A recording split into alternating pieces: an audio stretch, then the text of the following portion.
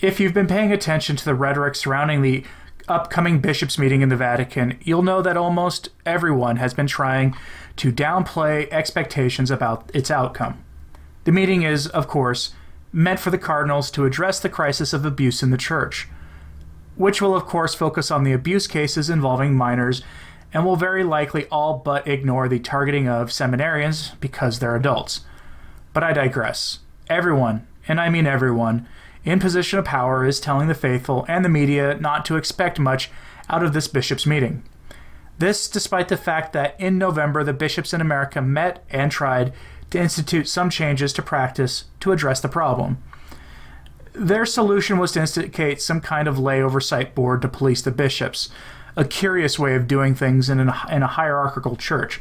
But nonetheless, it was at least something, even if it wasn't what I would have done.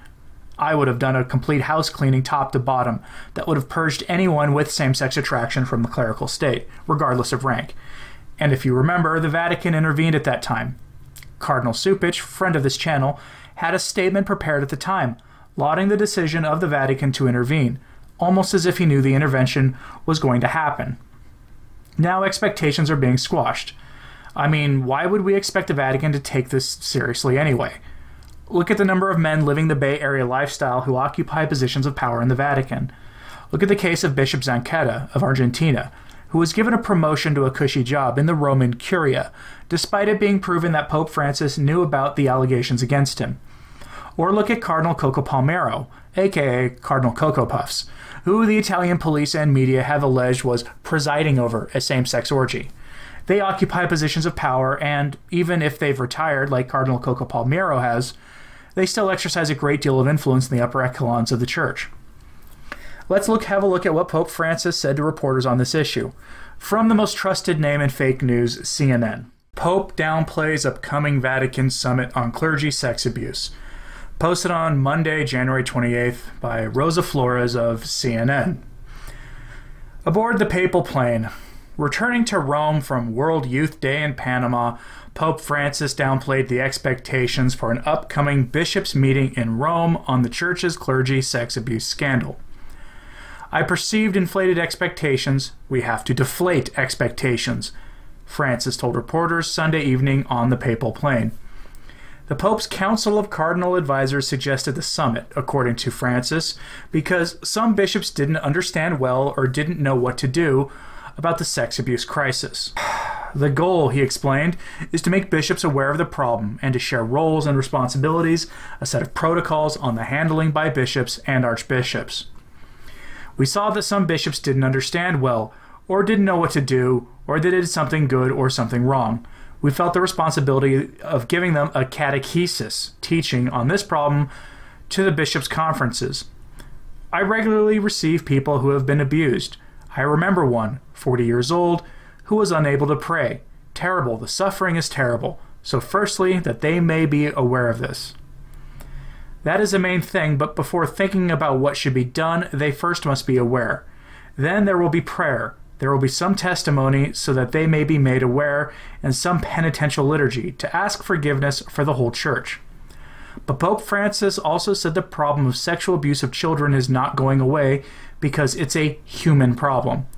It's a human tragedy that we must be made aware of. We too, by resolving the problems in the church, but by being aware, will help to resolve it.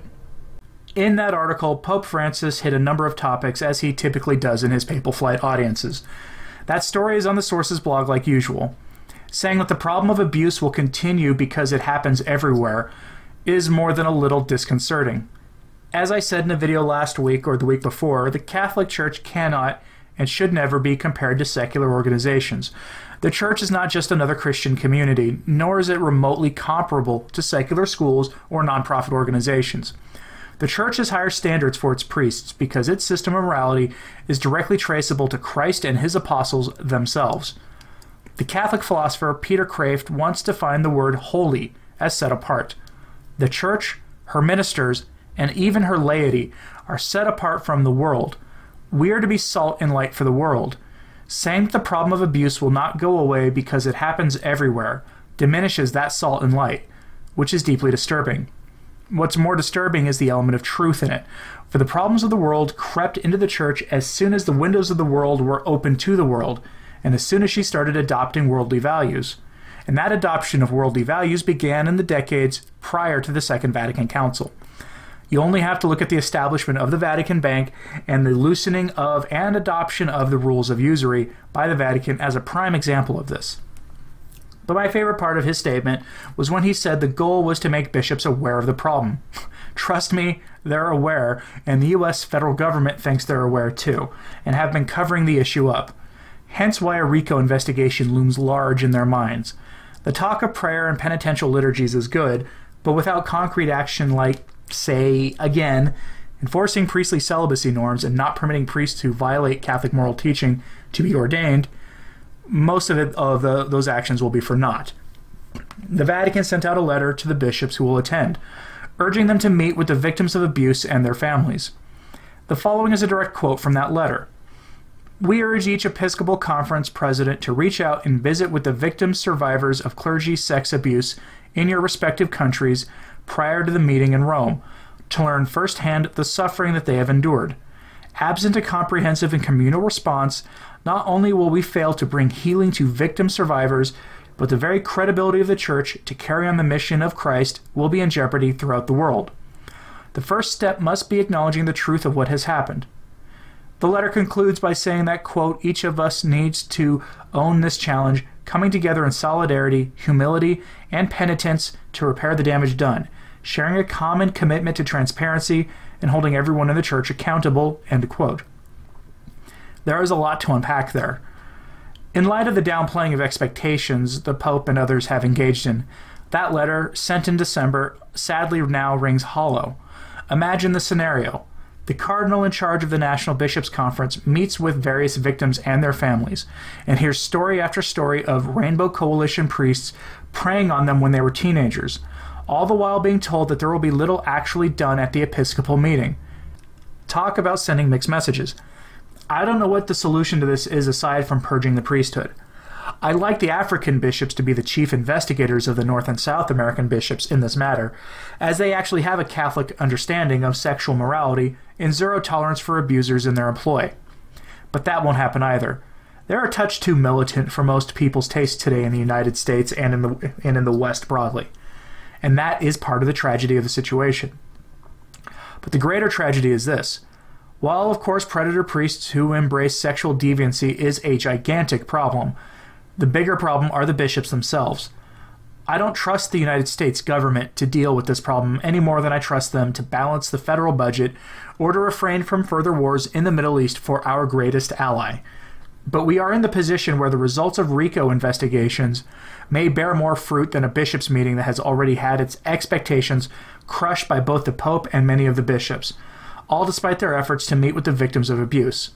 The cover-up is the problem, and that cover-up involved bishops in several countries, including very likely several popes. Imagine being a victim of abuse, being told by your bishop that you're being heard, and then nothing of substance is done by the Church. That is unconscionable. Please pray that the coming bishops' meeting will bear some positive fruit. In closing, again, recall that the U.S. bishops in November met and were prepared to do something, even if it would have been inadequate, and were asked to hold off on taking any action by the Vatican until after the coming February special meeting. Cardinal Cupich wanted them to act in March at their general meeting, based on the outcome of the coming February meeting, which we have now been told to have diminished expectations of. Consider that, and consider what this means for the now 60-year crisis of modernism in the Church. If you like videos like this, like and share this video and subscribe, and click the notification bell below. If you're interested in supporting my work, there are various options in the description below, including Patreon and Subscribestar, along with links to my social media, the Sources blog, and the Return to Tradition Facebook page. Thanks for listening. I'm Anthony Stein. Ave Maria.